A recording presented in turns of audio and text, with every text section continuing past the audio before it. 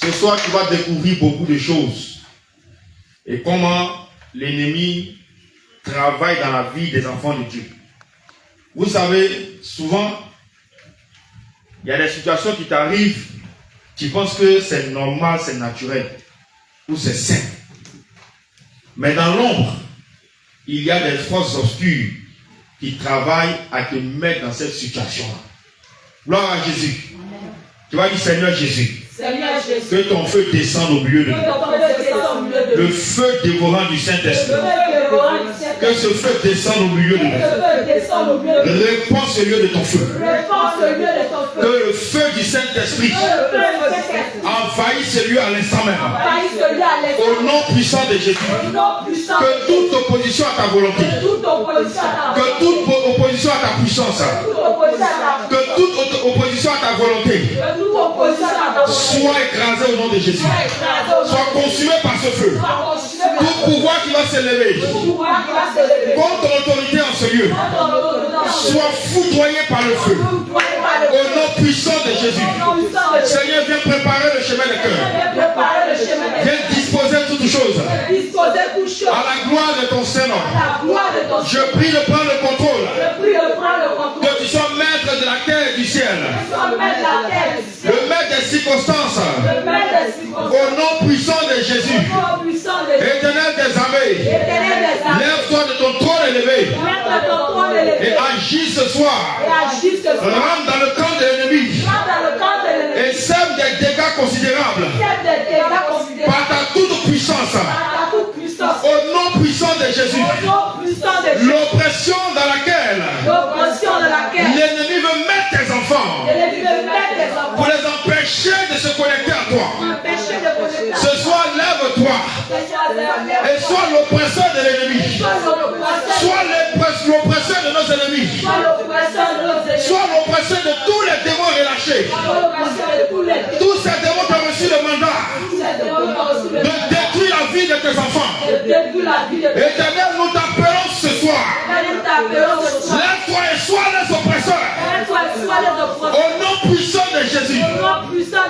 Alléluia. Amen. Tu vas t'asseoir dans la présence de Dieu. Et tu vas écouter un peu. Toujours contre notre ennemi commun, le royaume des ténèbres. Alléluia. On ne peut pas ne pas parler de cette organisation. Parce que elle fait partie de notre marche chrétienne. Pas qu'on le veuille, mais elle s'impose à nous. Sinon, personne ici ne peut dire, ou même ne peut décider de lui-même à aller titiller le royaume des ténèbres. Ou aller chercher des querelles, aller chercher des histoires au royaume des ténèbres. Mais c'est le contraire qui se passe. C'est plutôt, lorsque tu es tranquille dans ton coin, c'est plutôt le royaume des ténèbres qui vient te titiller. Alléluia. Qui vient t'empêcher de faire beaucoup de choses et qui vient compromettre ta relation avec Dieu. C'est pourquoi on ne peut pas ne pas parler. On ne peut pas ne pas dénoncer et mettre à nu les nombreuses stratégies pour affliger les enfants de Dieu, pour les mettre dans un joug, pour les dominer, pour les assujettir, pour les troubler, pour les attaquer. Il faut qu'on parle de ça. Alléluia. On va lire d'abord 3 passages pour qu'on comprenne ce dont nous allons traiter ou ce que nous allons traiter en ce jour. Le premier, Apocalypse 12, le verset 12. Vous allez voir que le combat spirituel est quelque chose de très, très, très, très sérieux. À prendre au sérieux parce que l'ennemi, lui, ne s'amuse pas du tout. Lui, il veut détruire, tout simplement. Je lis. C'est pourquoi. Réjouissez-vous, cieux, et vous qui habitez dans les cieux. Malheur à la terre et à la mer, car le diable est descendu vers vous, animé d'une grande colère, sachant qu'il a peu de temps. Donc quelqu'un a été chassé, descendu vers nous. Il n'est pas joyeux, il n'est pas compatissant, il n'a pas un autre sentiment que la colère qu'il a mis, le désir de détruire, le désir de vengeance, se venger de Dieu sur sa créature, la créature la plus importante qu'il a créée. Donc, il est descendu animé d'une grande colère, sachant lui-même, il est conscient que le temps qui lui a été donné d'agir est très peu. Il sait ça. Donc, c'est pourquoi tout ce qui sera sur son chemin, il va détruire sans état d'âme. Deuxième passage. On l'a plusieurs fois lu. On va le relire encore. 1 Pierre 5, le verset 8. 1 Pierre 5, le verset 8.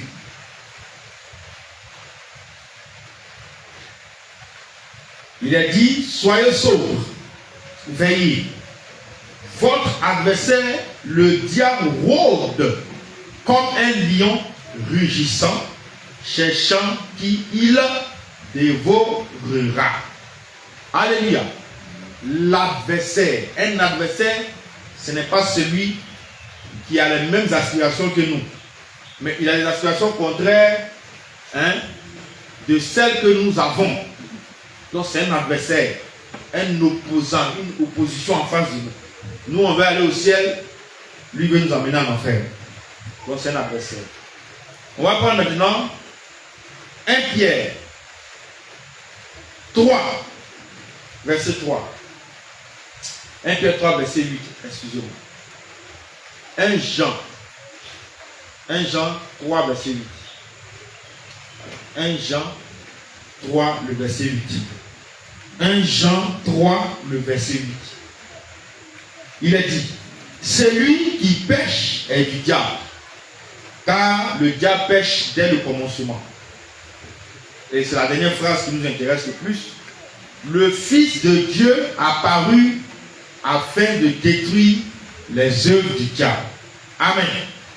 Le Fils de Dieu apparut afin de détruire les œuvres du diable. Et le dernier passage se trouve dans Luc chapitre 10. Luc chapitre 10. Pourquoi on lit ces passages-là? C'est très important pour la circonstance. Luc chapitre 10, le verset 19. Voilà.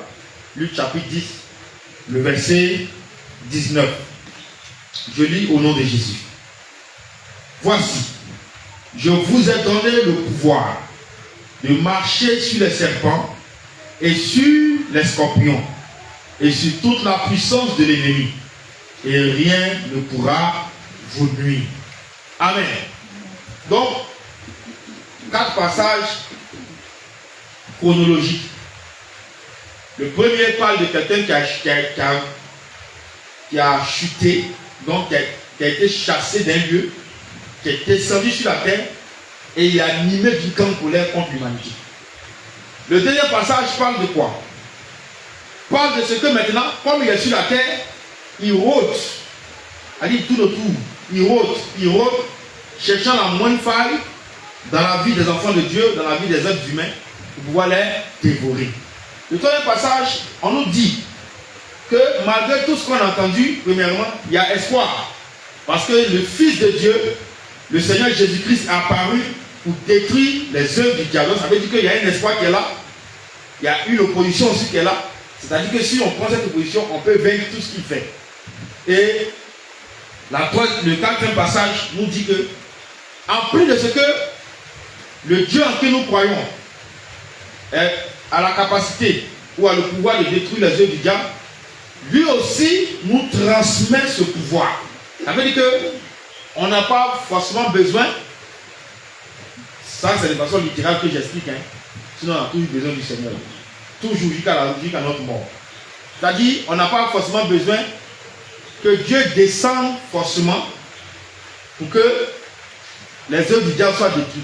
Mais par l'autorité qu'il met en nous, si on déclare en son nom, si on prie en son nom, les œuvres du diable aussi peuvent être détruites.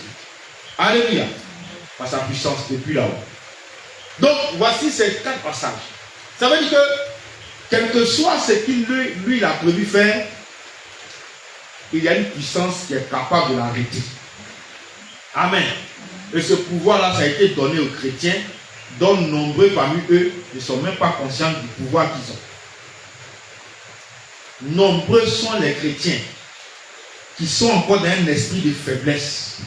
Moi, je parlerai toujours de ça, que ce soit pour vous ici, pour ceux qui vont tomber sur nos vidéos, pour que quelqu'un se réveille.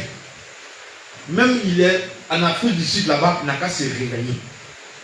Pour qu'il comprenne que Dieu lui a donné le pouvoir de marcher sur tout le royaume des ténèbres. Alléluia. Et que il ne se met pas, le chrétien ne se met pas dans une position de faiblesse, de je ne peux pas, de c'est impossible. Non. Il est écrit dans le même livre de Luc que rien n'est impossible à Dieu. Donc si rien n'est impossible à Dieu et que je suis fils de Dieu, je suis serviteur de Dieu, je suis enfant de Dieu, c'est que rien ne m'est impossible aussi. Ce que mon Dieu est capable de faire, moi ce que mon Dieu fait, il me donne aussi la capacité de faire pareil. Il a dit quoi? Je veux que tu comprennes les choses. Si vous croyez en moi, celui qui croit en moi fera aussi les œuvres que j'ai faites. Et même il fera de plus grandes. N'est-ce pas? On n'a jamais entendu dans les évangiles que le Seigneur a pris le mouchoir, il a trouvé si malade et puis il a guéri. Mais il y a Pierre, entre Pierre et Paul, il y a un qui a fait ça. Parmi les deux aussi, il y a un encore, on dépose malade, ça c'est Pierre, je me rappelle bien. On dépose malade et puis quand il passe, par exemple, vous voyez quand il parle, la lumière là, vous voyez qu'il y a quelque chose qui bouge, voilà, mon homme là. Donc, quand il passe comme ça, mon homme touche malade, en même temps il guérit. Quelle onction. Donc, Dieu dit que celui qui croit aussi va faire des choses plus grandes. Qu'est-ce qu'il a fait? C'est réalisé avec les apôtres. Et c'est réalisé avec ceux-mêmes qui sont venus après les apôtres. Même en Afrique ici, il y a des gens que Dieu a utilisés puissamment pour faire des choses extraordinaires. Alléluia. Donc que les chrétiens ne restent plus dans une mentalité de petitesse, de faiblesse, qui ne peut pas. Les chrétiens, petit Salamandre va sauter dans la maison, ils vont paniquer. Alléluia. Les diables vont attaquer un peu, ils sont désemparés. Mais où est le pouvoir que tu as reçu du Seigneur? Où tu mets ce pouvoir? Il faut que le chrétien sache que déjà lui domine l'ennemi. Mais l'ennemi, je vous ai expliqué ça la dernière fois, l'ennemi me fait croire que le chrétien est faible. Une fois que tu penses ça, tu as déjà vaincu. Et c'est ça qu'il injecte dans la pensée de beaucoup de chrétiens. Leur fait croire qu'ils sont faibles, qu'ils ne peuvent pas. Ils ont peur. Petit marabout, petit sorcier, on a peur. Petit sataniste, on a peur. Même grand sataniste. Qui es-tu devant le Seigneur? Tu es qui? Amen. Il suffit que je commande. Quand je suis en bon terme, de bon terme avec le Seigneur, je commande, je ordonne sur toi, tu tombes. Les milliers de démons qui sont en toi vont fuir. C'est de ça qu'il s'agit. Quel que soit ton degré, ton haut degré, dernier degré de la franc-maçonnerie, ça c'est ton problème. C'est que moi je sais, mon Dieu est plus fort que ça. C'est tout, hein. Tu as atteint 100e degré, 1000e degré dans le monde des ténèbres. Ça n'engage que toi. Mais ce que moi je sais là, ton degré là n'arrive même pas à la pointe des pieds de mon Dieu. Alléluia. Voilà la mentalité dans laquelle le chrétien doit s'inscrire.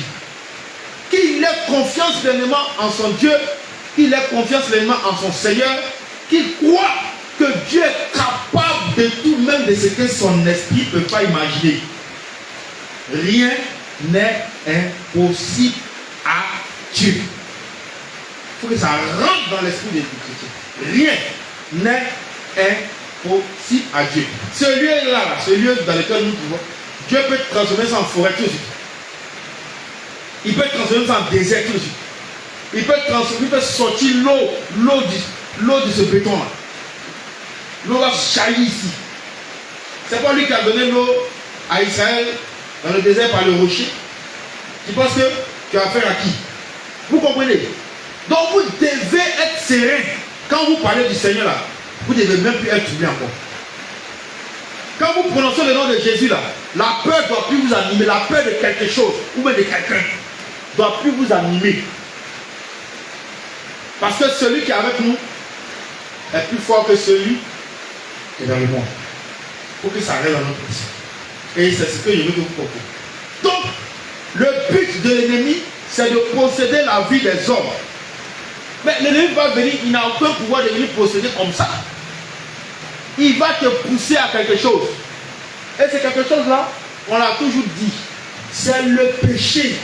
C'est le seul moyen, c'est la seule clé qui ouvre porte à l'âme, au corps et à l'esprit d'un être humain, d'un enfant de Dieu, au diable. C'est la seule clé. Si cette clé est perdue, là, il va dormir dehors. Il ne rentre pas ici. Alléluia. Faut qu'il tombe dehors, la pluie va le taper, le soleil va le chicoter, il va comprendre que ça va passer. Mais toi, il vient, dès qu'il danse un peu, tu ouvres la porte. Il rentre. Amen. Lorsqu'il est mis un peu sa queue, tu ouvres la porte, il rentre. Ça dit quoi? Tu pêches, il rentre. Et le plus souvent, c'est que quand on pêche, on n'a pas automatiquement la pensée ou même à l'esprit qu'on va se repentir. On laisse le temps. Voilà que tu laisses le temps, lui il a conçu pour peut-être 3 ans encore. C'est une histoire. Le temps qu'il va vous dédier pour 3 ans, lui il est peut-être à 9 ans. Vous comprenez? Pourquoi? Parce que la parole dit, sachant qu'il a peu de temps, donc ils vont vite pour détruire. Il ne manque pas même une seconde pour eux pour détruire la vie d'un être humain. C'est comme une année entière. Une seconde. C'est comme une année entière. Tu leur donnes une seconde de ta vie, tu vas voir ce qu'ils vont faire. Ils vont bien travailler. Et ça, tu vas prendre peut-être 10 ans, 20 ans à te relever. Il y a des actes qu'on a posés, il y a des péchés aujourd'hui qui nous suivent jusqu'aujourd'hui. Qu'on n'a pas encore, on ne s'est pas encore retrouvé. Il y a des erreurs qu'on a commises qui nous suivent jusqu'aujourd'hui, on ne s'est pas encore retrouvé. Le monde spirituel, ce n'est pas du jeu. Vraiment, s'il arrivait, quand on se trompe involontairement, répandons-nous sur le champ. Cherchons à revenir à notre Dieu sur le champ. Pour ne pas laisser l'espace à l'ennemi, pour ne pas laisser l'avantage à l'ennemi sur nous. Donc, en les poussant à pécher, l'ennemi vient posséder la vie des hommes. Parce que c'est le péché seul. Le péché seul qui donne la vie, l'accès à la vie d'un enfant de Dieu. C'est pourquoi il va s'arranger pour que l'homme pêche. Pour que l'homme pêche. Il va pousser l'homme. La dernière fois, il vous a dit ici qu'il ne force pas. Mais il influence beaucoup. Et puis, il te pousse, il insiste tellement que tu finis par choisir. Alléluia. C'est comme ça. Donc, il va faire tout pour que tu pêches. Et quand tu vas pêcher, il y a beaucoup de portes qui vont s'ouvrir, que ce soit spirituellement comme physiquement. Et quand ça s'ouvre maintenant, lui, il rentre comme le roi. Il rentre comme le chef. Et qu'est-ce qu'il va faire? Il a tout son aise, toute la latitude de pouvoir agir, de pouvoir détruire, selon le principe, selon le code biblique de Jean 10, le verset 10. Alléluia. C'est un code spirituel que le Seigneur, connaissant tout, sachant tout, voyant dans le royaume des ténèbres, a pris et puis a donné ça à ses enfants. Et c'est écrit. Le voleur ne vient que pour dérober, égorger et détruire. Donc c'est ce qu'il va appliquer. C'est un code. Mais ce code-là s'active seulement par le péché sans la repentance. Je n'ai pas dit péché volontaire. Je n'ai pas de toi qui t'efforces de te sanctifier, puis dans ça là, plou qui tombe. Relève-toi. Mais tu sais que ça, c'est pas bon, puis tu vas faire là. Ça, c'est toi, ton cas est à part. Alléluia. Voilà. Donc, ce code biblique marche. Le dérober, égorger et détruire. 2 et D. Ça marche avec le fait que l'enfant de Dieu ou le chrétien rentre ou commet un péché. Alléluia. Alléluia. Amen. Donc, Dieu maintenant, voyant ça, il dit, bon, si je laisse mes enfants comme ça, mes enfants seront en tout cas dominés. Parce qu'aucun être humain normal ne peut se placer devant un démon. Pas possible. Vous n'avez pas même force. Donc, c'est la puissance de Dieu qui nous donne la force nécessaire pour détruire, écraser et dominer ces esprits méchants. Donc Dieu maintenant nous donne la capacité, voire le pouvoir de détruire les œuvres de l'ennemi. Et ce pouvoir se manifeste si nous venons à notre Dieu. Nous marchons avec notre Dieu dans une vie chrétienne sincère, une vie de repentance, une vie de sainteté, où on est comme ça avec le Seigneur, où on reste dans l'obéissance, où on s'engage à obéir à Dieu, à faire sa volonté, à mettre en pratique sa parole. C'est dans cet esprit-là que ce pouvoir-là s'active. Je vous ai dit une fois, on allait vous expliquer ça ici. Qui a réellement le pouvoir? On avait parlé de celui qui a le pouvoir de lier sur la terre et dans les cieux. Mais on va parler aussi de celui qui a le pouvoir de marcher sur les serpents et sur les scorpions. Ce n'est pas tout le monde qui marche sur les serpents et sur les scorpions. Il faut signifier, ce n'est pas tous les chrétiens qui font ça. Tous les chrétiens n'ont pas le pouvoir de marcher sur les serpents et sur les scorpions. Tu es chrétien qui mène une double vie. Tu n'as pas ce pouvoir-là. Tu n'as aucune autorité sur lui. Tu es chrétien dont le péché se trouve encore en toi. Tu n'as pas ce pouvoir en toi de dominer sur le démon. Tu es chrétien ou tu es encore attaché aux choses de ce monde. Ce pouvoir t'est arraché. À moins que tu te répandes, tu reviennes sincèrement au Seigneur, tu pratiques tes premières œuvres. Alléluia. Donc, il y a une catégorie, seulement une catégorie, mais cette catégorie-là, elle est moindre, elle est petite, qui a le pouvoir de marcher sur les serpents, sur les scorpions et sur toute la puissance de l'ennemi. À part ça, la grande majorité là, c'est du vent. C'est pourquoi vous allez voir dans certaines délivrances, quand un ordonne, les démons répliquent, vous dites, toi tu n'as pas l'autorité sur moi. Parce que les démons connaissent la vie de chacun. Ils savent. Tu ne peux pas lire nos pensées, mais les actes qu'on pose là, ils sont là dans le spirituel, ils voient. Alléluia. Donc quand tu n'as pas l'autorité lors de la délivrance, c'est pourquoi ce n'est pas tout le monde qui doit aller imposer main. Ce n'est pas tout le monde qui doit faire délivrance de quiconque. Parce que donc, au lieu de faire la délivrance, ils même transmettent encore plus de démons. Amen. Et on finit de faire la délivrance de la personne, on se dit que la personne, ça va. Mais la personne devient pire même. Qu'est-ce qui s'est passé? Il y a une transmission. Parce que les personnes qui ont soi-disant prié pour sa délivrance n'en sont pas dignes. Pourquoi? Il y a des choses en bas qui sont cachées. Donc le démon va dire, tu n'as pas autorité sur moi parce que je connais ta vie. Et souvent même, je vous ai dit, je me rappelle, en 2023, il y a un, ils ont dénoncé comme ça. Toi aussi tu as venu crier sur moi. Les autres parlent, toi aussi tu as venu crier sur moi. C'est les démons qui parlent comme ça, au travail du corps de sa victime. Et puis la personne a dit ce que le jeune homme faisait. Nous sommes étonnés. La honte, la gêne. Vous comprenez? Donc c'est pas tout le monde qui a le pouvoir de marcher sur les serpents. Tu vis dans le péché. Tu mènes une double vie. Tu ne peux jamais avoir ce pouvoir-là. Au contraire, c'est lui qui a le pouvoir sur toi. Gloire à Jésus. Donc ce pouvoir s'obtient quand tu es sérieux avec Dieu, quand tu fais la volonté de Dieu, quand tu t'efforces de mener une vie de pureté, une vie de sainteté, une vie de justice. Quand tu t'efforces de faire ça, alors Dieu, dans sa miséricorde, t'accorde ce pouvoir. Amen. Ou alors que ce pouvoir est en toi, mais il dort. Pour l'activer, c'est ce que j'ai dit là. Il faut faire.